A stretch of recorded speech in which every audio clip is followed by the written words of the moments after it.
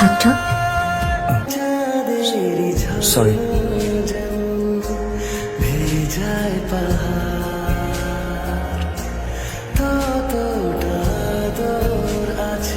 আমি ঐশী 5D-তে নতুন। আপনি? ইরাজ 8A।